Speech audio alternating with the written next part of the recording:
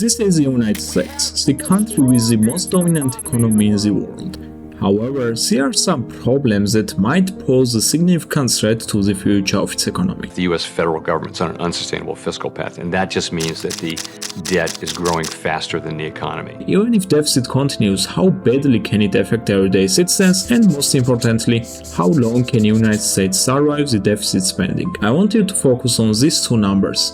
$60.79 billion and $4.66 billion. The first number is how much United States federal government spent every day in 2023. The second, the amount of debt the government borrowed each day just to keep the federal government running, meaning that more than 27% of federal budget was funded through debt in 2023. These are the numbers that can keep up many economists at night. The situation sounds hopeless, but is it really?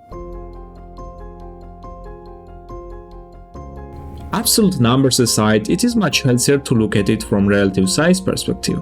Because China or the United States borrowing $10 billion is not as a big deal compared to if Bulgaria or other smaller nations borrowed that amount. This is why economists often use metric called debt to GDP ratio. Even then, the United States has one of the most terrible statistics in that regard, placing it 9th highest in the world in terms of debt to GDP ratio. This is what Chairman of the United States Federal Reserve, Jeremy Powell, had to say about this issue. I will say that, and as I said in my statement, that the U.S. federal government is on an unsustainable fiscal path, by which is meant that debt as a percentage of GDP is growing, and now growing sharply, growing quickly, faster, and that is unsustainable by definition. We need to stabilize debt to GDP. Jeremy Powell does not exactly hold a positive outlook on the future. However, his projections are not coming out of nothing.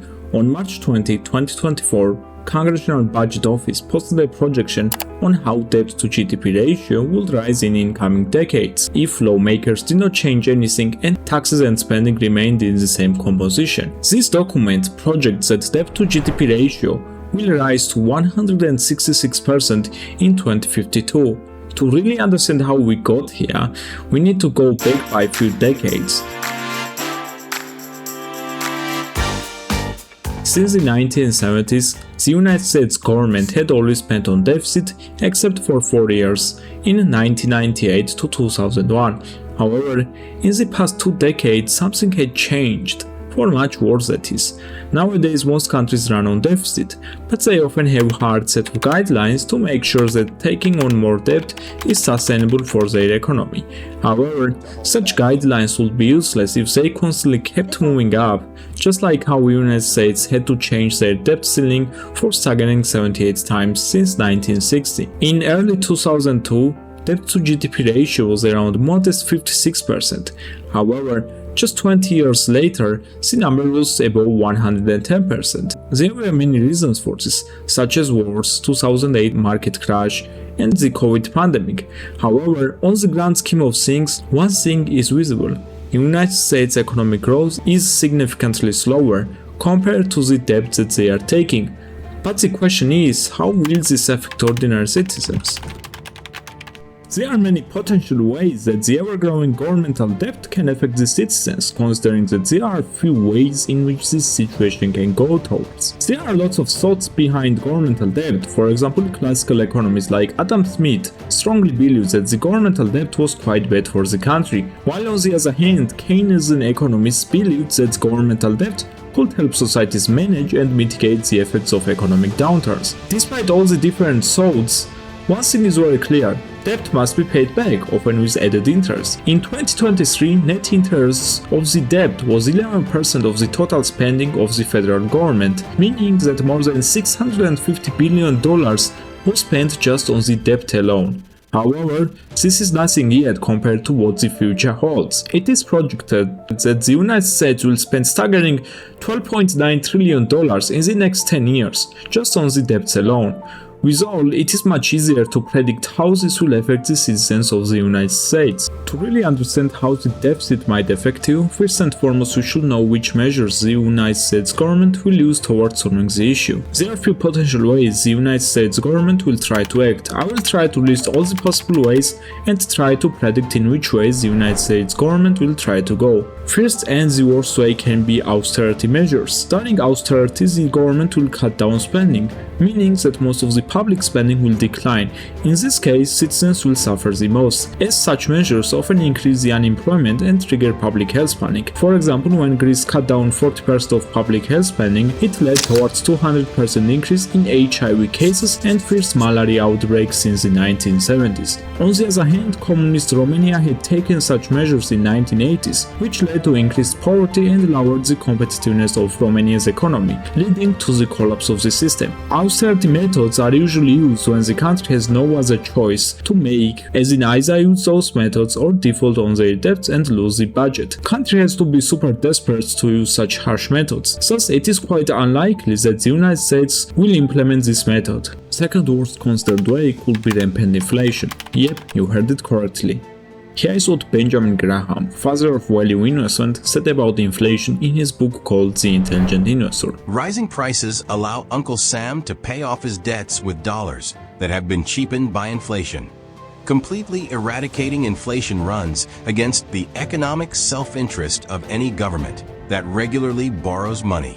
However, it is highly unlikely that the United States will try to deliberately ramp up inflation numbers by printing more money, considering that every time they do so lowers the trust in the United States dollars, which could lead to more and more countries using other currencies for exchange, leading to much weaker dollars than the alternative. However, this method should not be counted out yet, as there is still slight possibility that the United States will need to print a lot of money in time of the crisis. Moving on, United States could increase taxes. I strongly believe that this method has medium probability of happening, as we have seen several new taxes in the past few years. Increasing taxes could be a great temporary stopgap solution. However, raising taxes alone will not be necessarily enough to cover the deficit. In return, there is slight possibility of businesses preferring to offshore their business instead of investing in the United States, leading to slower growth of the GDP.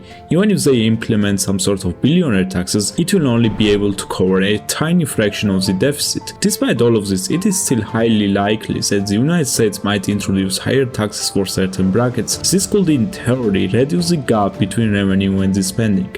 However, not all hope is lost. All those choices sound super depressing, especially if you are an average citizen. There are other two choices that might seem like Hail Mary of the problem. The first one could be efficient spending, meaning that the government sectors will be more closely monitored and administered to make sure that less money will be wasted. In this case, the United States might face political turmoil and uncertainty, as these changes could technically harm some government sectors that are not as efficient as we would like them to be. Moreover, it might take some time before the changes show any noticeable results. Despite all of this, there is still a high chance of such reforms being implemented. Last but not least is trying to, well, let's just say outgrowing the debt, meaning that if United States economy grows faster than the rate of debt, then the current debt will not be a problem anymore. This option is obviously the best for the average citizen, as it might be able to solve the problem, while at the same time giving Americans better chance at financial success. However, there could be significant chance that the United States might not outgrow the rate at which they are taking the debt, and if all other methods fail, it might lead us to one big question: how long can United States survive the deficit spending? If government doesn't change anything, the United States might have to face harsh times. In economy, one of the best ways to predict the future is by checking out past events and their effects. In this case, we can take a look at countries that are above the United States in terms of debt to GDP ratio. For example, countries like Italy, on which we made a video about, still hasn't recovered from the 2008 financial crisis. It also remains one of the only European Union nations where real wages has fallen between 1990 to 2020. On the other hand, Greece, which had debt crisis in 2008, is sharing similar fate, as in the country was once growing quite quickly, but now they are not growing as fast as they used to.